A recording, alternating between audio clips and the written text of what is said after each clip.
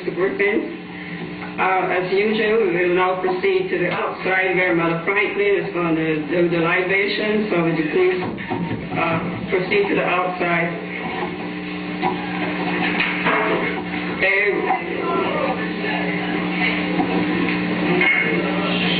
Please be quiet. Okay, we're going to be moving along with the program. Today, I'm very happy. I'm very pleased to see all of you. I'm sure that you were equally as happy after a really well-attended banquet last night. I think we should give ourselves a round of applause for that. It was really great. Now, on behalf of the Convention Committee, I would like to welcome our distinguished guests, members and supporters of the United African Movement 5th Annual Convention. This year's theme, Pan-Africanism, the Road to African Liberation, was carefully selected in honor of the Honorable Marcus Mosiah Garvey, who had a vision of self-initiative, self-reliance, and self-determination for African people. Marcus Garvey also believed that commerce and industry are the feeding crops of the economic life of a society, and every progressive people or nation must engage in some form of commerce or industry. A person without a business of his own or without training to perform a particular type of job is and will always be at a disadvantage in making a living. Great wealth is acquired from commerce and industry. Our speakers today will address these issues and teach us how to regain that African pride and culture, and also the family structure that is so crucial and necessary at this time to take us forward to the 21st century, and also help us to survive as a people. We urge you to listen attentively to the presentations today, and also to participate actively in the panel discussion and our question and answer session. We have also prepared the program in your packet, just to familiarize you with the program. The yellow packet, this is the program. And if you turn to page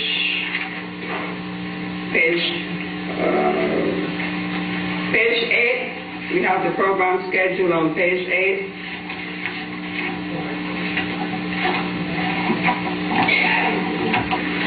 And we will try to adhere to the program as much as possible today. Now, we said we're going to have 7 objectives that we want to accomplish at this convention. And the objectives that we want to accomplish today, we want to strengthen the UAM organization and organize the black community. We would like to develop and strengthen solidarity between Africans in the homeland and Africans in the diaspora. We want to promote the dissemination of truthful information to the black community. And as you can see, we have this illustrated on the board. I'm urging you that during your lunch break and the break, to please read the information that we have listed on the board, because it's very crucial information that some of you might never have seen or never have heard of. So please read it. We're looking at genocide. We're also looking at Pan-Africanism. We have 2 articles on Pan-Africanism. We're telling you how white racism has taken away our chamber's job. And we also have the letter from Kwame Ture when he sent this letter to the NAACP head, Benjamin Chavis, before he took that job. So please read that letter, because if you read the letter, then you're going to understand why they're having this type of attack that he's under today. We also have information from the attack to show you how people are constantly disrupting. Anytime black people are trying to come together to form some type of unity, there's always elements in society that's using our people to disrupt us and to create dissension. So we have an article, Fireworks at the Slave Theater, and that highlights the type of disruption that people are attempting to do by using one of us to create the problems that we're faced with in our society. So please read those words, and then you'll see why we're going to fulfill these objectives this weekend. We said we're going to educate members regarding the political and the voting process and we do have a lecture scheduled for tomorrow, which is going to be given by our chairman. We also want to liberate the African mind from the effects of mental and psychological enslavement. When you leave this convention on tomorrow evening, hopefully your minds will be free, and you'll be able to understand the kind of problems that we're faced with and what you as a people have to do in order to unite, come together so that we can organize and move forward to the 21st century so that we can deal with this Global 2000 report that some of you might not be aware of.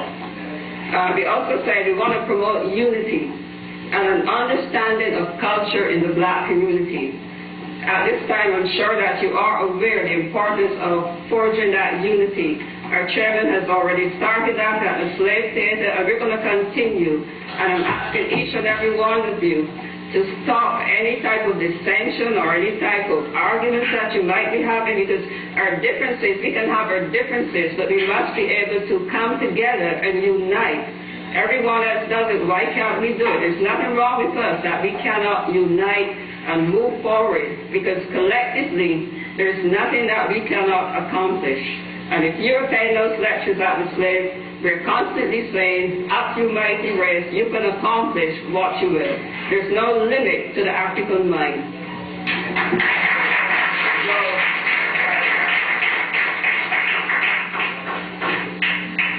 And I think you can review the program, and as we go along, as I said before, we're going to try to stick to it as much as possible.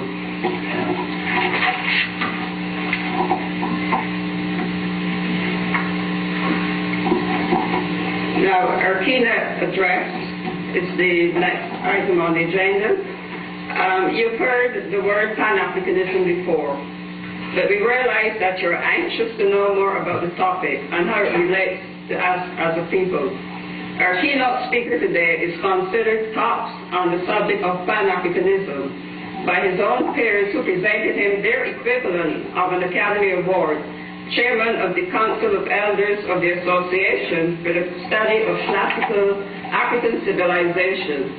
He's a founding member of the Black Academy of Arts and Letters and is presently Professor Emeritus of African World History in the Department of Africana and Puerto Rican Studies at Hunter College in New York City. He wrote or edited 21 books and has published over 50 short stories. He has taught African history for 20 years and has traveled extensively in Africa and visited every country in Africa except South Africa.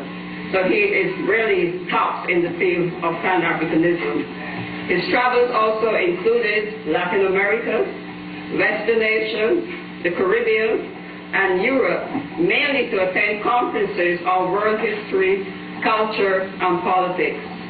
His string of accomplishments is long enough to reach around this room, yet he impresses you as someone who does not care a bit for recognition.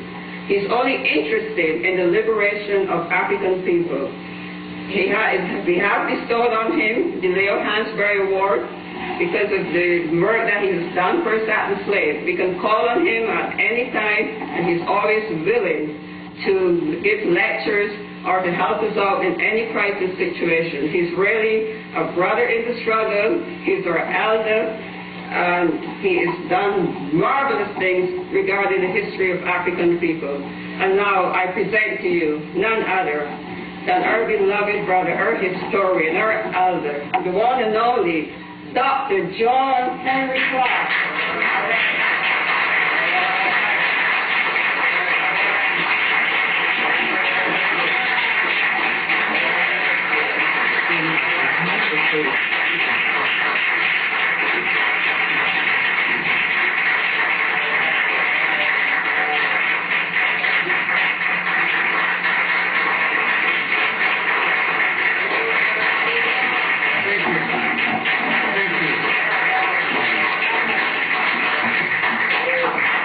When one speaks of this subject,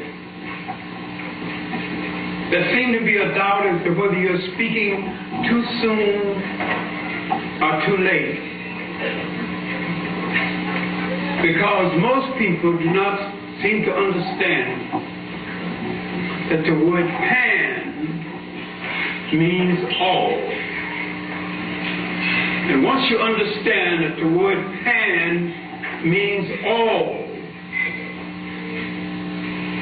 you will start dividing African people between islands, between states, between sororities and fraternities, all phony. All right. And between political parties, all phony. All right. And between churches, all brought to your country by foreigners, fakers, and fools.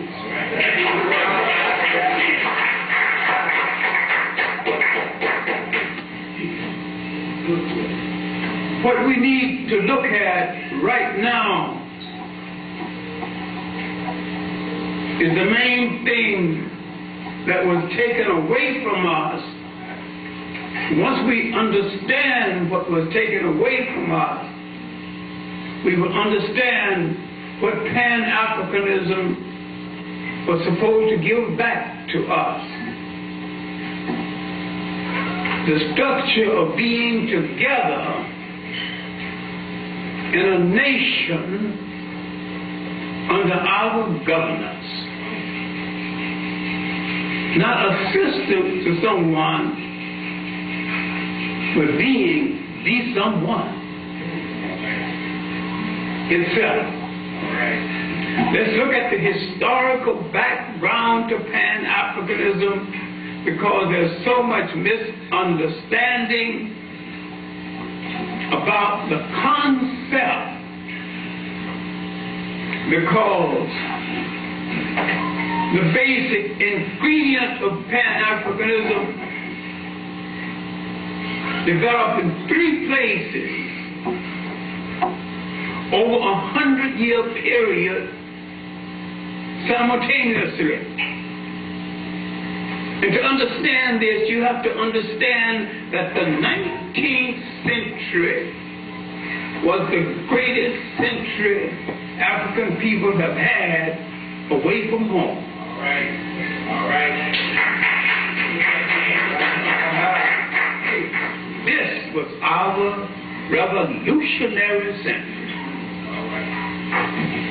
When you survey that century, you can understand the ideas that would come at the end of that century all over the African world, and that they would be formalized in the Caribbean area, where the seed would not grow, but the seed would grow elsewhere among African people who needed it more, because Pan-Africanism is about the restoration of nationhood, and the British manipulation of the mind gave the Caribbean people that they were a part, not only a part of a nation, part of an empire. It was an illusion, because they were the same slaves as the rest of the African world, but they had the illusion of nation. In the United States, we had no illusion. In Africa, they knew their state structure had been taken away, and they had fought physically for 100 years to get it back. And most of these were religious wars, revolutionary Muslims, non-Arab. The Mahdi War in the Sudan was a revolutionary Muslim war. But in Somalia, the war of Mohammed bin Abdullah Hassan, called the Magmula, was a revolutionary Muslim war. war along the coast of West Africa. Samari Touré, Second Touré's grandfather, was a revolutionary war. Then there was an African in Senegal who revolted against Arab Islam and found a separate Islam called Bomberism. And his people did not go to Mecca, but went to a place in Senegal called Touba, where he's buried. Because most people of most religions are ignorant of the history of their religion. They do not know the revolutionary side of their own religion. If a religion is not revolutionary, it is not a religion. It's like giving people lemonade and leaving out the lemon. Now, in the 19th century, the Africans realized that the system of chattel slavery was being turned into the system of colonialism, another form of slavery. And they went to the field and fought 100 years. The Zulu Wars would last 256 years. The last one not until 1906.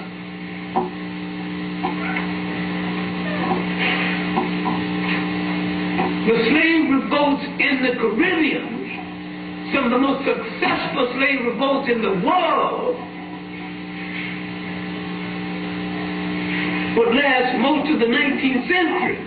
And when the British went through the fakery of emancipation, they didn't free the slave. They freed the master of responsibility of feeding the slaves and housing the slaves. But the same slaves allegedly free had to go to the same plantation to get work where he had to work for practically his keys. All right. He was still a slave. All right.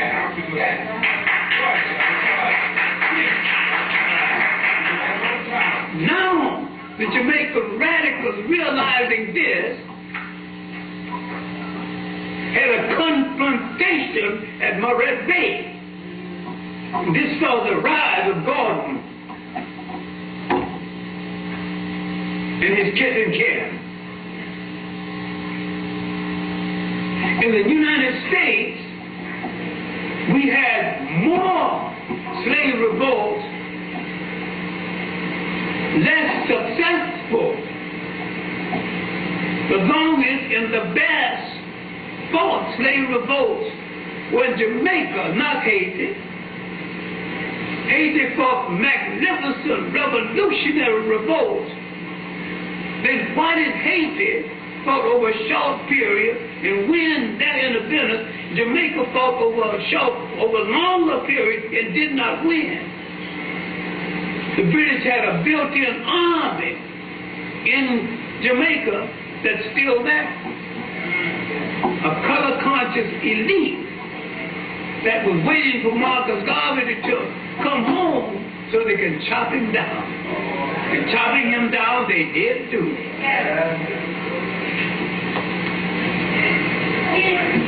But at the end of the 19th century, in Trinidad, a lawyer, H. Sylvester Williams, had found the Pan-African League. 1900, he called a Pan-African Congress in London. He invited Du Bois. He invited the Africans who happened to be in London or could get to London. He had no money to pay anybody's way.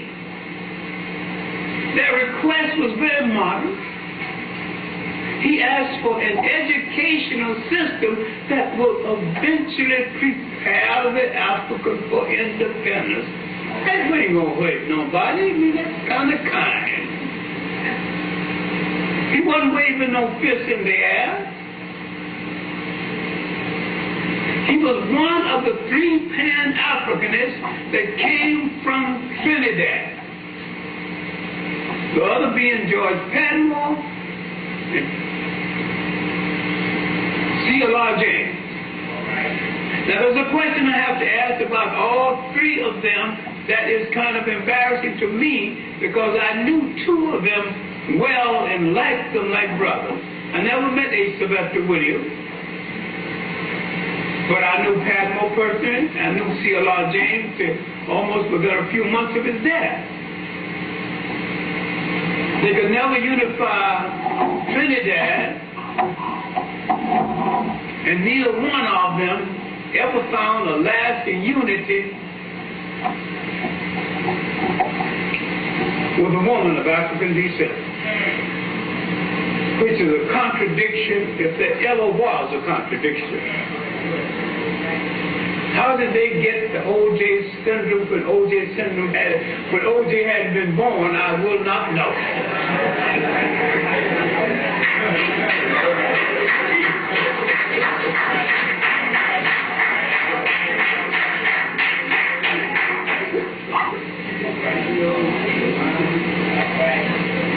But your choice, and this might bother some people, your choice of a mate, if you are in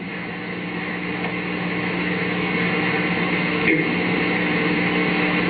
process of revolutionary change, your choice of a mate must be a revolutionary political statement. Your slave master's daughter can't make that statement.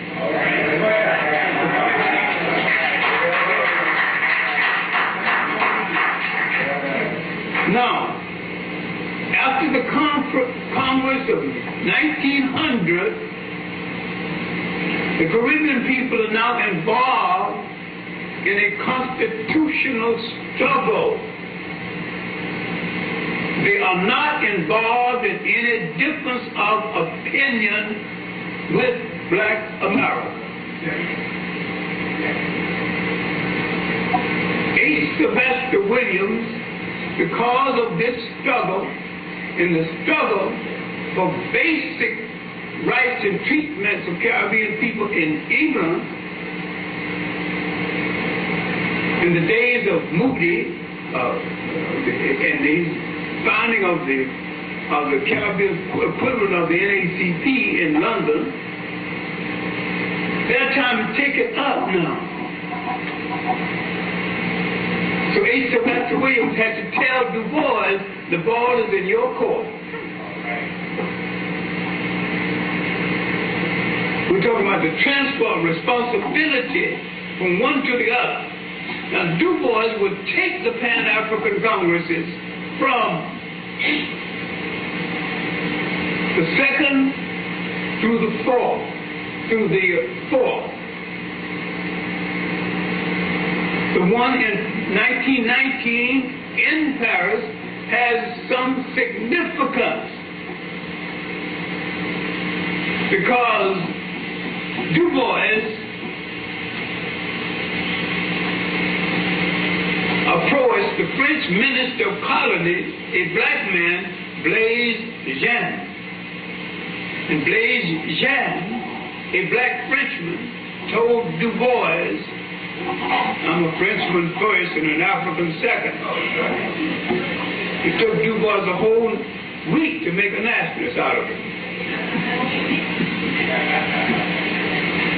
Then he went to Clemenceau, the French Prime Minister, and Clemenceau couldn't say no to Blaise Jean because Blaise Jean had delivered 500,000 African troops to France during the First World War, and those African troops saved France's butt. And he said, go have your Congress, but don't make so much fuss about it. He didn't give him any money. Didn't give him any newspaper space. Best they got a hotel space and meeting space.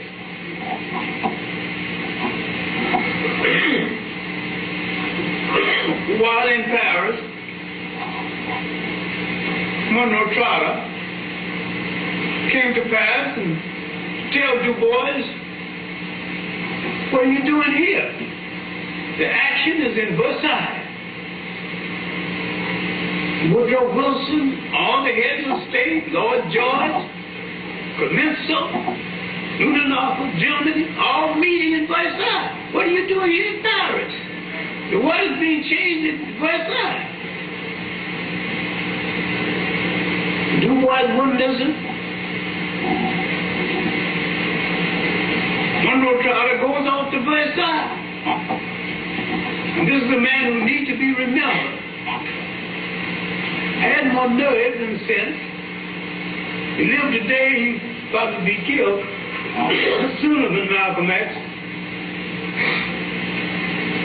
He burst into the meeting at Versailles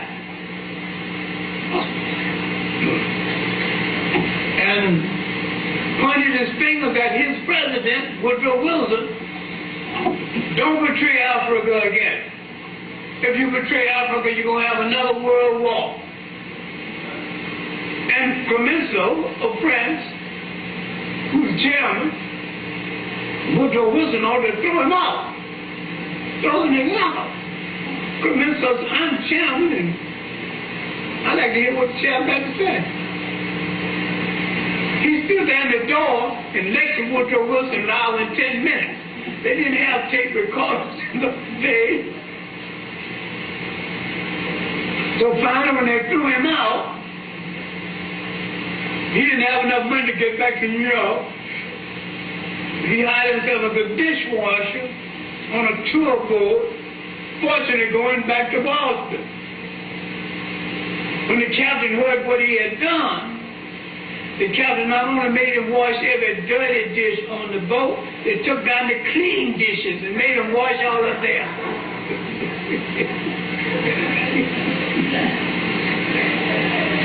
That was the supreme black radical of the day.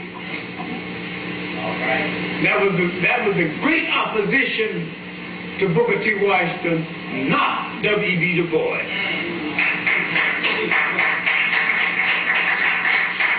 If you think the great opposition to Washington came from W.E.B. Du Bois, you have misread history. W.E.B. Du Bois and Washington had a difference of opinion on education. Monroe Trotter fought Washington down to the last. They disrupted his meetings in Boston, went to jail, and after the Uric affair, which is another lecture, when Washington got beat up here in New York City and alleged peeping in the door of a white woman, and all this is well documented now. And when Washington went to court in New York and got mistreated, he said his white folks in the South wouldn't treat him that way. He's absolutely right, they wouldn't, because they used him.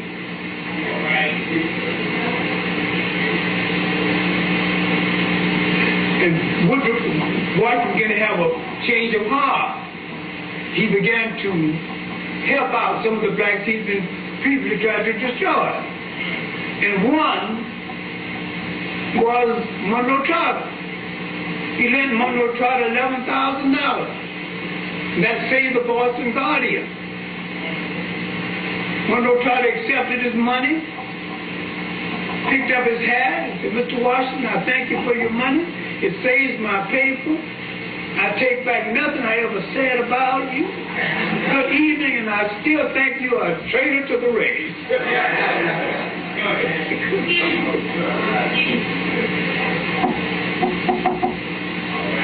Now, Du Bois took these conferences right straight to the fore.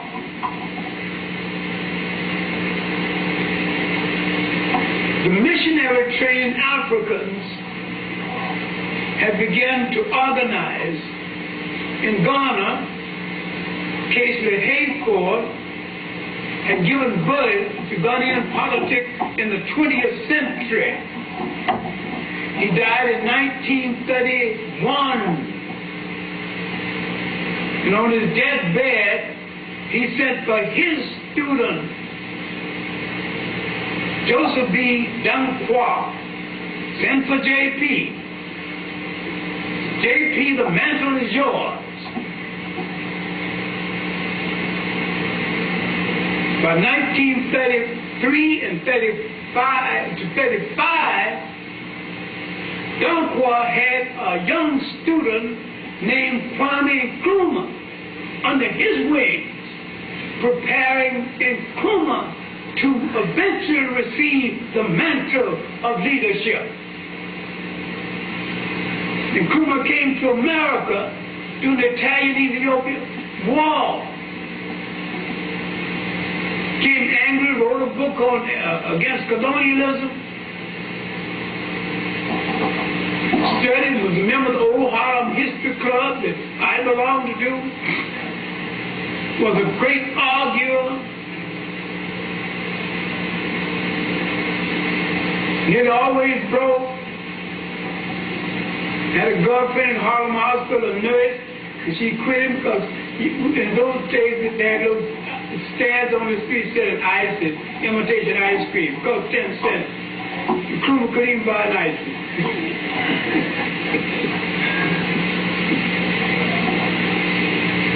He never argued until he had his argument ready. And when he got it ready, he was devastated. And that beautiful laughter, she's so perfect you think it was artificial. C.L.R. James wrote him a letter to give to Padmore. He never expected Nkrumah to read the letter.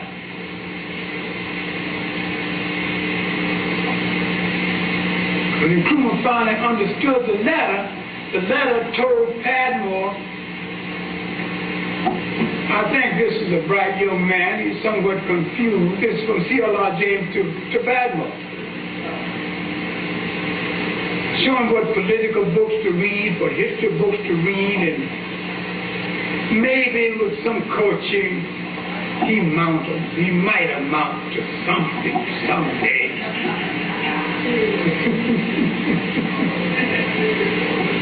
Padmore eventually gave Nkrumah the letter. And while I was in Ghana in 1958, Nkrumah gave a big banquet for C.L.R. James. And at the keynote speech, he opened the letter and read it. And turned to James. Now that I'm head of the state, you think I finally amounted to something?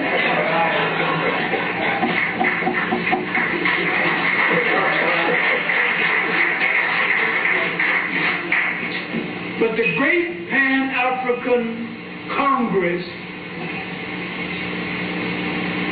the most significant Pan-African Congress, was the Pan-African Congress of 1945 in Manchester, England.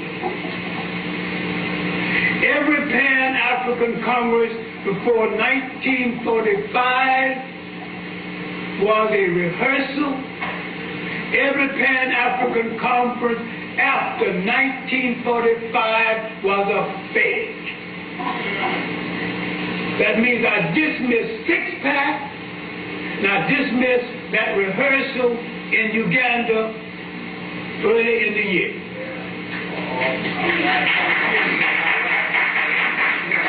It was called too soon. It was a Muslim cover-up. It was a Libyan buyout. In the six-pack, I don't know what that was.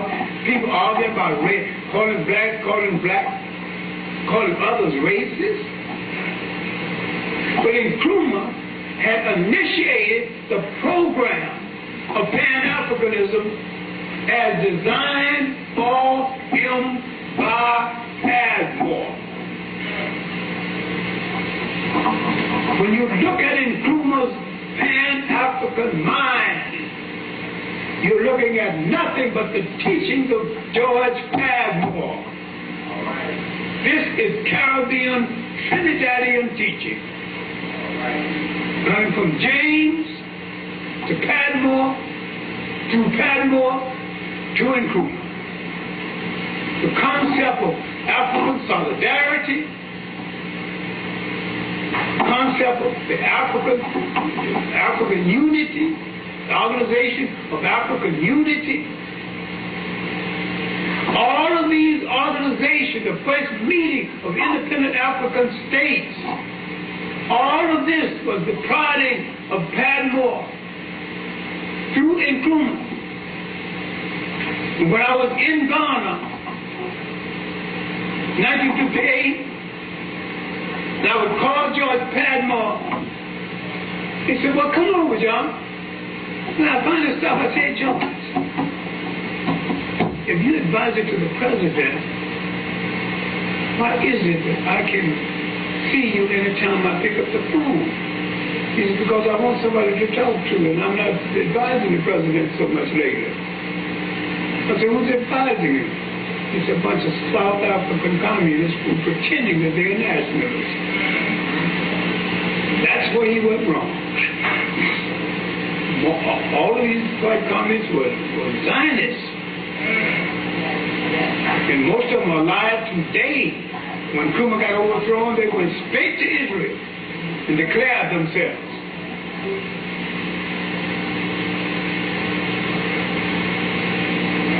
And Pan-Africanism suffered a terrible blow. Now, where do we go from where we are? Over the years, I have delivered 2 speeches, maybe 10, 20 times in my lifetime. One is called Education for a New Reality in the African World. And I've never delivered it the same way twice. The other speech is, can African people save themselves? And I never delivered that the same way twice. I am drawing my conclusion from both of these speeches. Where do we go from where we are? It was seen, if we look at the depth of our tragedy, we would just go and surrender. Give up. As I said in a little poem years ago, fruits have grown in harder rocks than these.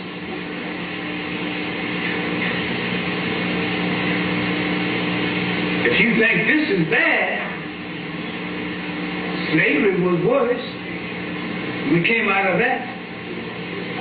We're going to come out of this confusion.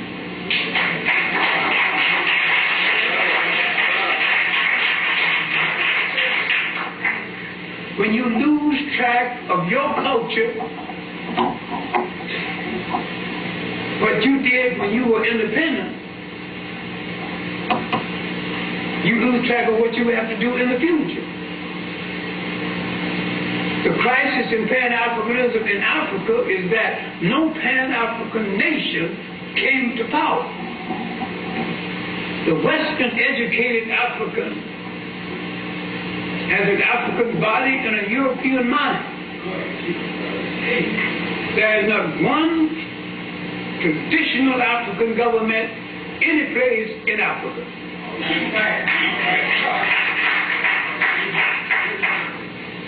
I have repeatedly said over the years, and I hope one day somebody gets the point, until an African head of state prays to a traditionally chosen African God in public without apology, politically and culturally, Africa is going nowhere.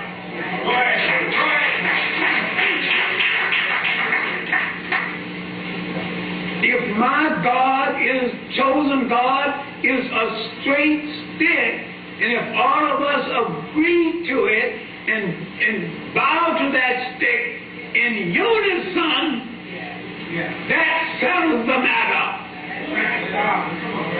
And if nobody likes it, if there's an ocean near, they can jump in it.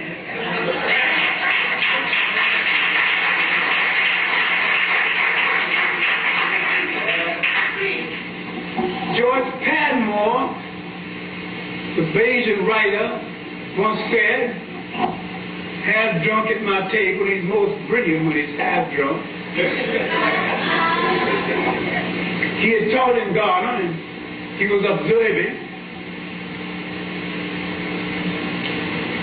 He said, until we produce a generation of Africans trained in Africa by other Africans expressly to serve Africa, Africa will not move forward. You cannot move forward in the educational vehicle of your former colonial master or your former slave master. And you cannot solidify your people and express love for your people with your former slave master and colonial master's daughter in your bed.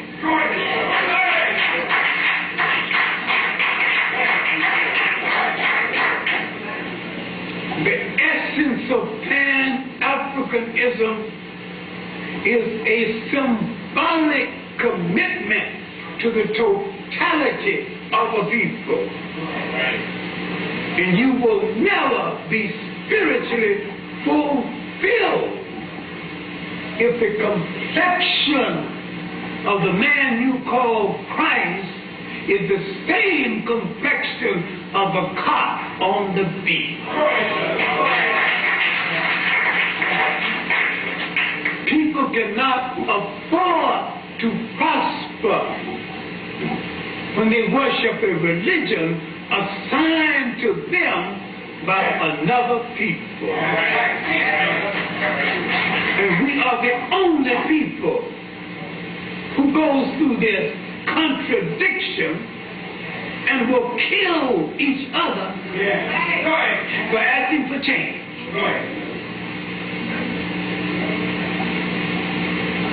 At the summit conference, when I was dealing with image and dealing with Michelangelo's painting a picture of Christ, using his relatives as a model, and most of the black world and white world too accept that picture without any question. And Michelangelo had never seen Christ, and you ain't never questioned it. That image is part of mind control. Cornel West said, it doesn't matter what the color of Christ. Well, okay, if it doesn't matter, if it's been white all these years, let's let him be blue for a little while.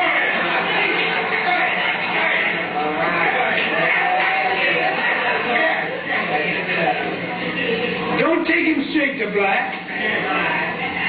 After blue, slip him into black and let him stay.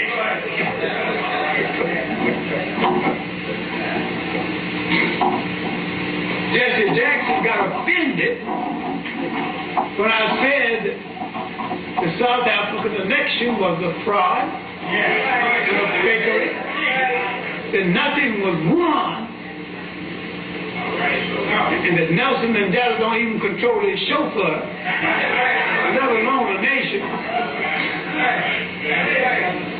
I I said that country was taken in blood, and that's the only way you're going to take it back.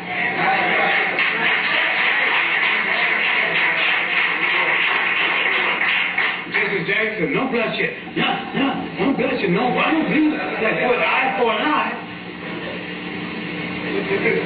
He quoted, I almost said the late Matt Jenkins. The former Matt Jenkins. You go about eye for an eye, you will end up with a world full of blind people. Well, you don't have to take that many eyes before somebody's going to get the point to stop the fight. Because everybody likes to see. So let's stop this and negotiate. I've lost enough eyes already. What I'm saying is that the Pan-Africanism of tomorrow must have at its heart nation building. Take an inventory of everything that goes into the making of a nation and train a cadre to do everything, and have another one trained to replace them. In the whole of the African world, there shouldn't be no black child, male or female, over 10 without computer training.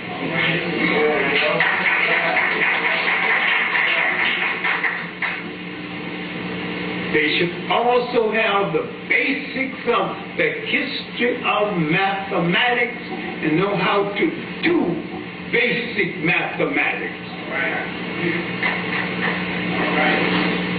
If we gave our children a program early in life, they wouldn't find time for dope. They wouldn't find time to kill each other. They wouldn't find time to have babies at the wrong time. There's nothing wrong with having babies, but be selective about the time and the place so you can bring a child into the world at the time when that child can get the love and the attention that it needs. We've got enough idiots and angry demons here already. Don't bring just another one of those here, but we've got enough of those. They're drained on the system. Selectively, we can bring a quality child into the world that will do all of us some good. Best to have 3 quality child than 10 putting the society down and putting you down and threatening to kill his mother.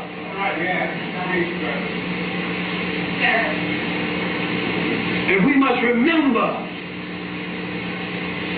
no people ever rose from a lower to a higher position any place at any time in the world without accepting some form of collective discipline. You can call it dictatorship if you want to, until we accept some form of collective discipline. We got nothing but confusion. And discipline cannot be dispensed by gospel pimps,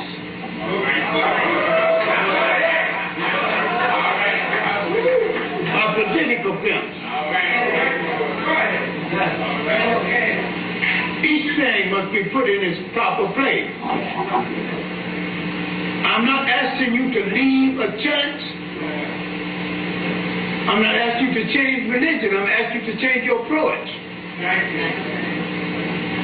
I'm asking you to discard the European concept.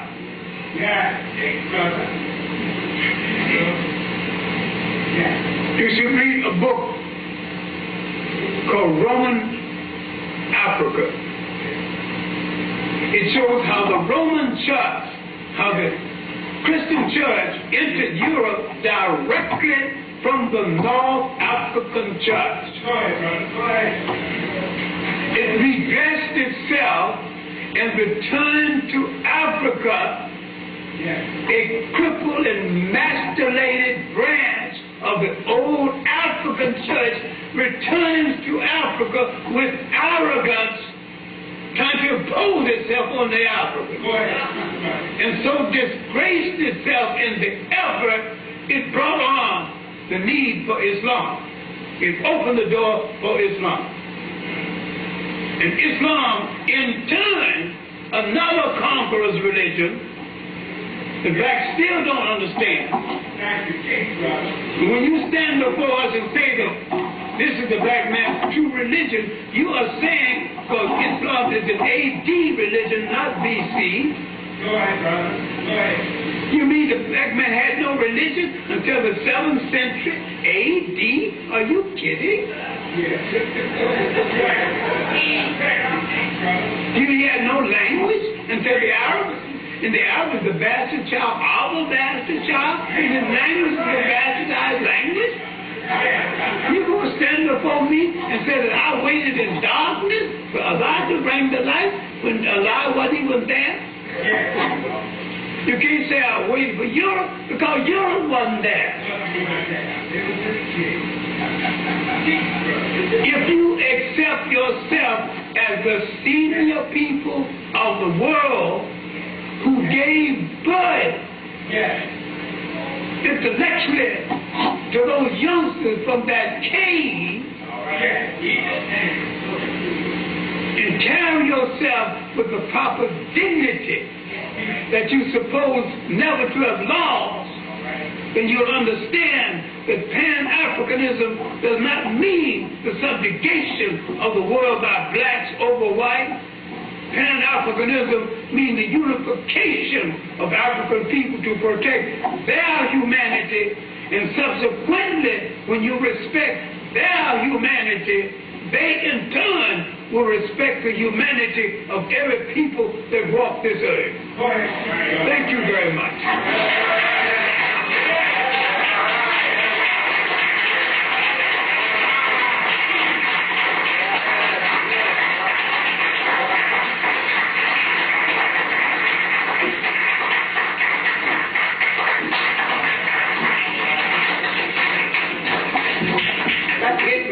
Dr. John Henrik Clarke, another standing ovation. Give it up, please.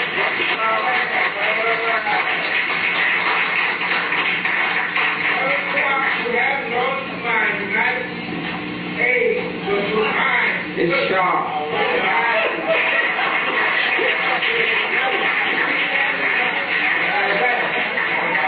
Brother Keith.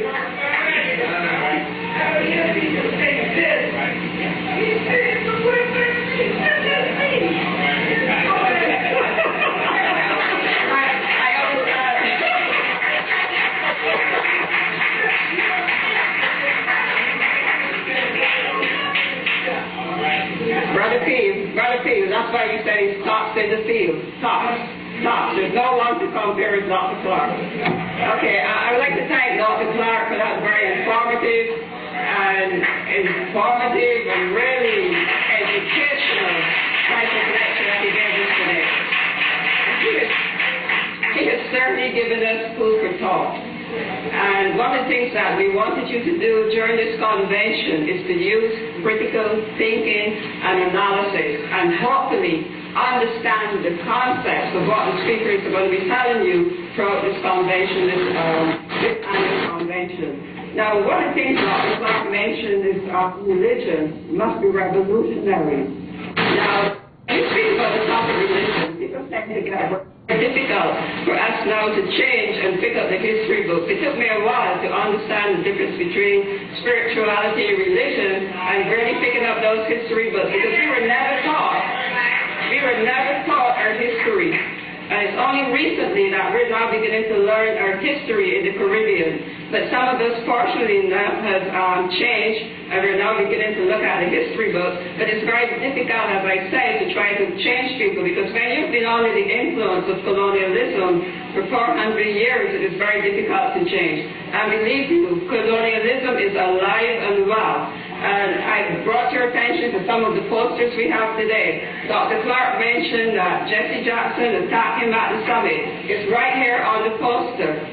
All right, some of you do not notice that he attacked Dr. Clarke at the summit with the black leaders. I have highlighted, I just want to take you to the poster. It's supposed to say the African, this one, the white one's French.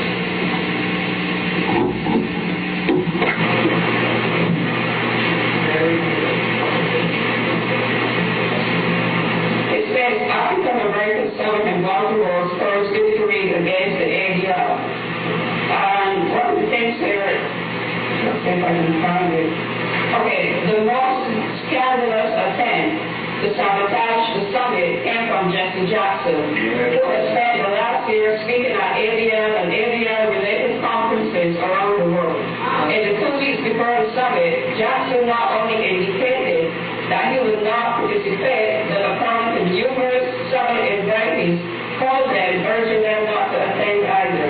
And it also went on to say that Coretta Scott King and Young and Joseph Laurie were noticeably absent from the summit. And there's information here that I want you to read. Jesse Jackson had a big change of heart and showed up on Monday, June the 13th. He made a fool of himself, rushing up to the demonstrators to shake the hand of A.B. Weiss, the right-wing rabbi from Riverdale, New York, who held the position with Jewish officers saying, thank you so much for coming. That's Jesse Jackson who wrong.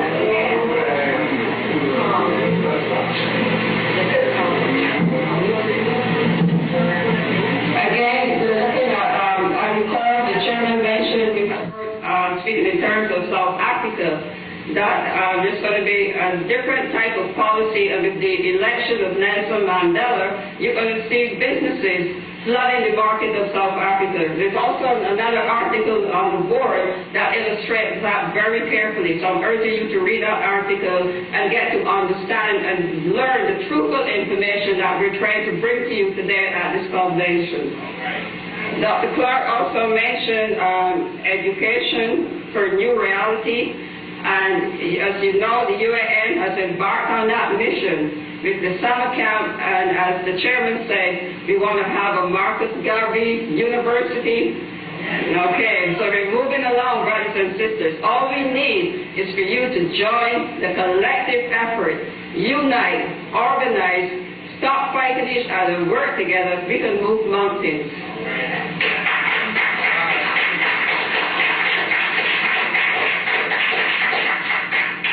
Again, he also mentioned some of the great Pan-African leaders, and as you know, the Honorable Marcus Messiah Garvey, C.L.R. James, and George Palmer, those are Caribbean people, and as I said before, Dr. Clarke has struggled extensively, and there's none better to present this to you than our beloved Dr. Clarke.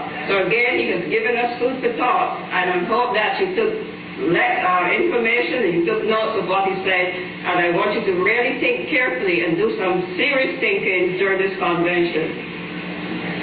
Our second speaker to the morning, another brother is a struggle.